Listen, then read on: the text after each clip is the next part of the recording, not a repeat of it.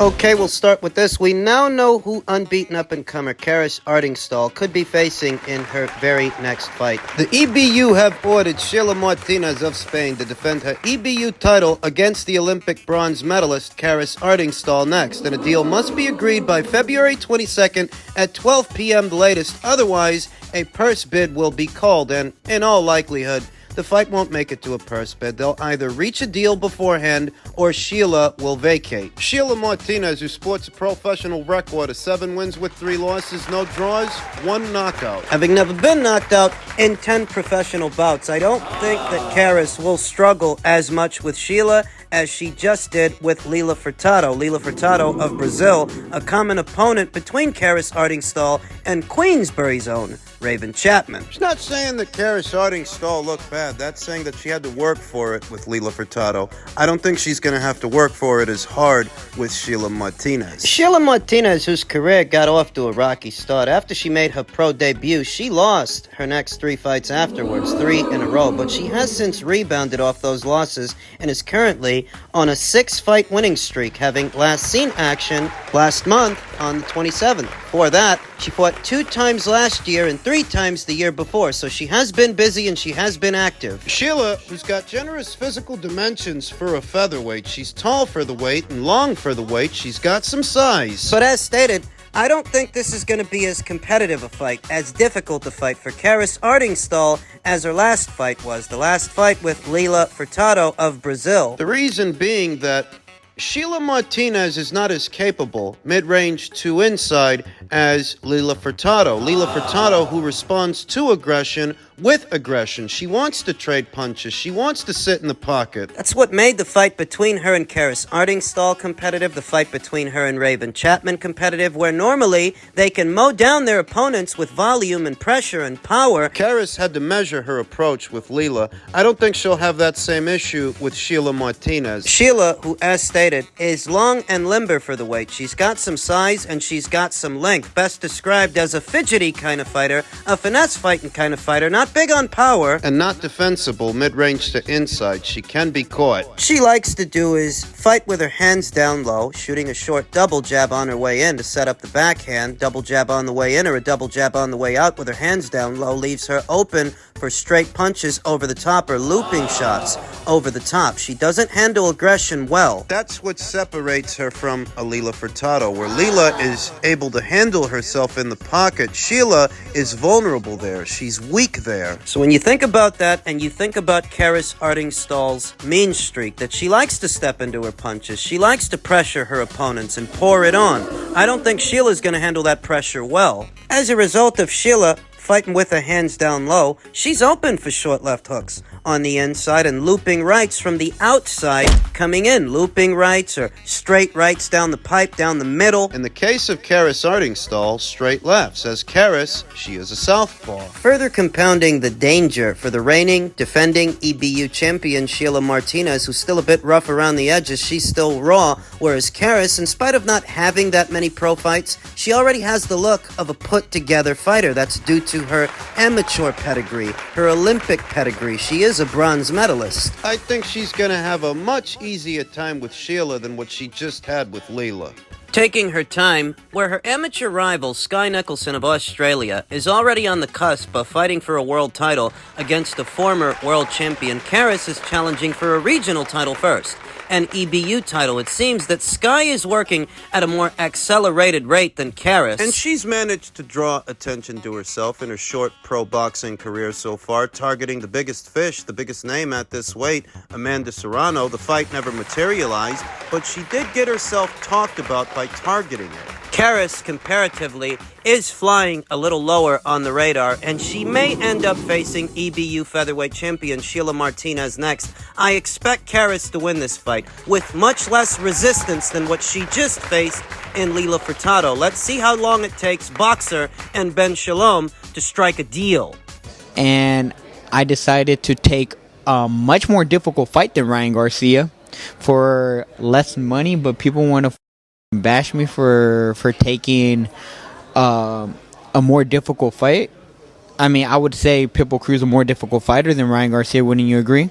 He's much more durable. He punches. He's aggressive. Ryan Garcia would run like a Turkey. At first, when Roelly was asked why he decided to fight Isaac Cruz instead of Ryan Garcia, in so many words he tried to say that he took a better deal, that fighting Isaac on Amazon was the better deal compared to the Ryan Garcia deal, where now he's saying he ended up taking less money for an even more difficult opponent. That's fucking backwards. If you could end up losing the Isaac Cruz fight just as easily as you could have ended up losing the Ryan Garcia fight, then you go with the fight that makes you the most money. It's a common sense argument, really. And this is the role of a manager and an advisor for a fighter. Sometimes the fighters themselves, they can't see the forest through the trees. And that's where a manager comes in, to act on your behalf, to decipher through the legalese and all the bullshit in the sport of boxing to at least try and get you the best deal. In the case of Roelly Romero, Well, it's not the case. in an ideal world,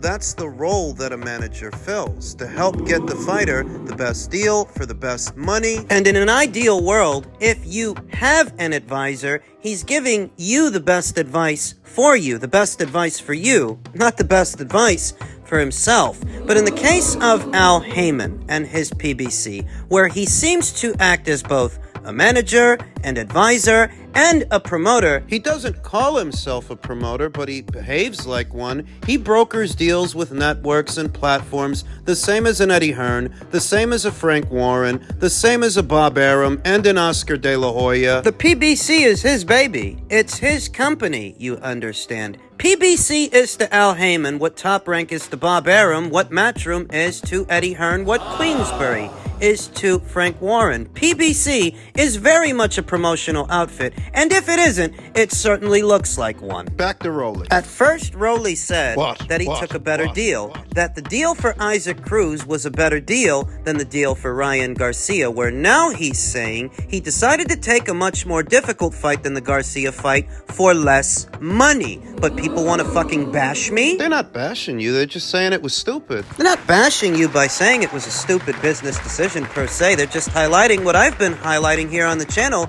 to no end. That whoever guided Roelly Romero in the direction of the Isaac Cruz fight instead of the Ryan Garcia fight, whoever did that, they couldn't have done that with Roelly Romero's best interests in mind, because he could end up losing the both of those fights, but one fight pays him substantially more money. So if that's the case, why would you guide him away from that fight? Roelly doesn't have the ceiling, the talent level, to have a long and successful boxing career. It's a wonder that they managed to get him an alphabet title at all, as it would have been near impossible based on his abilities as a boxer. What was a clear case of chicanery, the premature stoppage with Tony Weeks. You think that happened by accident? I told you beforehand. I told you ahead of time. They wanted to get a title in Roelly's hands by hook or by crook. They knew he wasn't going to beat Alberto Puello. They knew. You think it's a coincidence that Alberto Puello tests positive for a banned substance, gets stripped, they conjure up a mummy, an artifact. They conjured up Ishmael Barroso thinking it was going to be easier for Roelly Romero than facing unbeaten champion Alberto Puello. They conjure up Ishmael thinking it's going to be easier, and Roelly ends up getting more than he bargained for. What happens? Tony Weeks ends up stopping the fight based on punches that didn't land. Combinations from Roelly Romero that were not actually making contact. Do you really think that's a coincidence? I told you, they were going to get that belt in Roelly's hands by hook or by crook, but they're just fattening him up for someone else because they know he's got limited ability. If they were really operating in Roelly's best interests to get him the best deal and the most money, they would have just let him fight Ryan. Whoever advised him to fight Isaac instead has skin in the game. They don't want one of their fighters, one of their premier boxing champions, going over to Golden Boy Promotions and losing the belt to one of them. They would prefer they lose that belt to one of their own fighters in-house, even if it means Roelly makes less money. They fucked him. He got fucked. It's a dick and a booty deal is what it is. So then what you have to ask yourself is, if this deal don't benefit Roelly, Who does it benefit? It benefits Al Heyman. His content don't float away to some other platform to be content for someone else, even if it's at the expense of his own fighter that he's supposed to be managing, that he's supposed to be advising. He's not giving Roelly the best advice for Roelly. He's giving Roelly the best advice for himself. And that's why a manager is supposed to act as a buffer between the fighter and the promoter, because the promoter may have his own best interests or his broadcaster's best interests in mind, his broadcast partner. I'm not gonna let Roelly go to Golden Boy and lose that WBA title to one of Oscar's fighters when he can lose that title to one of mine, even if losing that title to one of mine costs Roelly a lot of money. This is why it's highly unethical for a manager and an advisor to also act as a promoter, because what might be right for one might not be right for some. But when all three are the same guy, he's not operating in the fighter's best interest. What he's doing is violating the Muhammad Ali Act. Roelly's too stupid to stop him. He's too stupid to see the forest through the trees. Don't you remember last year? What they wanted Stephen Fulton to do was move up from Super Bantam up to Feather to run it back with Brandon Figueroa, but that wasn't going to pay him the same money as any Inouye fight, so he decided to take control, take charge, and go make that money with Inouye. In the end, he ended up losing the fight, but he still got to make more money. I think a lot of fighters are hesitant to make a ballsy move like that. So a guy like Roelly ends up in a situation like this one. Fortune, as they say, favors the bold. You're letting someone do all your thinking for you, there's bound to be a brain fart. And just in keeping with the theme of all things PBC, resident company man Leonard Ellerbe says it's a much bigger fight. Leonard Ellerbe says Canelo does more business with David Benavidez than Terence Crawford. He's towing the line. No, I know the numbers, I know the business. No, it's not bigger. It has nothing to do with whether or not somebody deserves the fight or whether they should fight. We're just talking about the business. The Benavidez versus Canelo fight and Crawford versus Canelo, it's no comparison. Spare me. Crawford versus Spence did more buys by itself than the both of David Benavidez's recent pay-per-views. This is a numbers game, and what those numbers, those metrics suggest is that Terence Crawford is buzzing right now. More people bought his fight with Spence than people bought Benavidez's fight with Caleb Plant or Demetrius Andrade. Then why is Leonard saying this? It's because Terence Crawford isn't an according to Hoyle PBC fighter. David Benavidez is. Leonard continued, Terence Crawford is the best fighter in the sport. I mean, he's proven that, but it has nothing to do with the business, and you've got to know what that means. For an example, Errol Spence and Terence Crawford, two tremendous fighters. Everybody knows Errol's my guy, but the biggest fight in boxing all along was Tank versus Ryan. Their fight, Spence versus Crawford, was the most talked about fight in the last 6 or 7 years. Two young, undefeated guys in their prime, but the business said something else. Yeah, because Ryan's really popular on social media. Is David Benavidez popular on social media? Hell, is he as popular right now as Terence Crawford? Because if he isn't, then what the fuck are you talking about? Leonard continued, that fight did half of what Tank's fight did, and their fight did very well. But again, you've just got to understand how this works, and when you have that kind of experience that we've had... Shut up. Oh, shut the fuck up. You're just towing the line. The only reason he's saying what he's saying is because Terence isn't actually a PBC fighter. David Benavidez is. So he would prefer that Canelo fight an in-house guy instead of Terence, because technically, Terence ain't one of their fighters. They may not see anything from a Canelo versus Crawford fight. Or not as much as they would see if it were Canelo versus Benavidez. Leonard continued, see, we're not in a situation over here where we're burning money. You have that one promoter in particular who doesn't give a fuck. It's like it doesn't matter. But we try to make smart, conscientious decisions. Sometimes you make fights people don't agree with, but, again, there's always a plan, a method to the madness, and there's a long-term plan. Or it was part of the plan to get kicked off of Fox? Was it part of the plan to get kicked off of Showtime, to run Showtime Boxing into the ground after 37 years in the sport?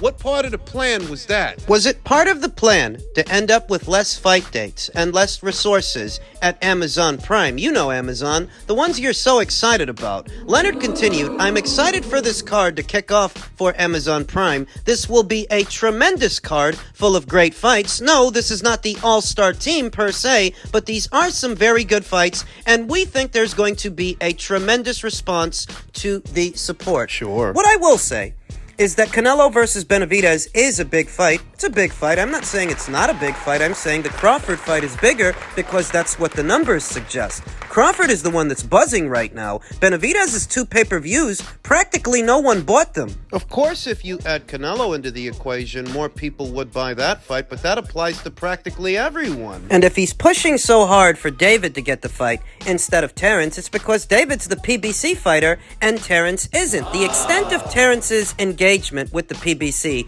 may have been limited to an Errol Spence Jr. fight and an Errol Spence Jr. rematch, but now that the rematch isn't happening, He's technically a free agent. I don't really have a preference. Canelo could fight Terrence Crawford or he could fight David Benavidez. I could go for either fight.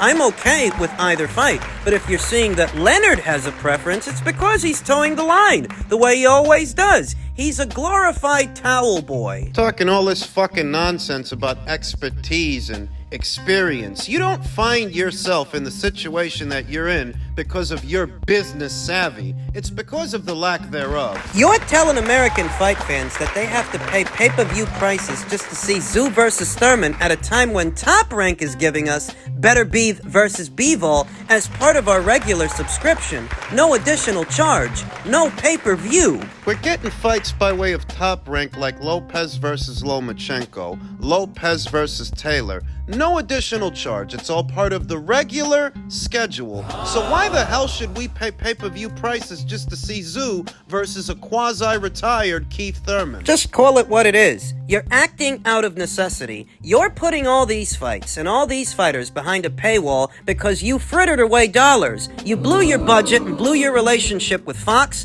and Showtime. Now you don't have a choice. The only way you can do cards now is crowd-funded boxing, hoping that the fans will foot the bill to pay for these fights since nobody wants to give you money. The nerve of this fucking clown talking about we're not burning money. It's because you don't have any more money to burn. How much of Waddle and Reed's money's left? How much did they give you guys? Something like $500 million? And where did it go? Have you expanded your area of operations like Matchroom has? You know, they're operating out of Australia and Mexico and America. And Japan. Japan now. And Saudi. They love to take jabs at Eddie Hearn for supposedly blowing through all of DAZN's cash, but DAZN is still here, and it's bigger than when they started. It's bigger than it was before, whereas the PBC is a lot smaller, operating at a reduced capacity. So don't pee on my leg and tell me it's raining.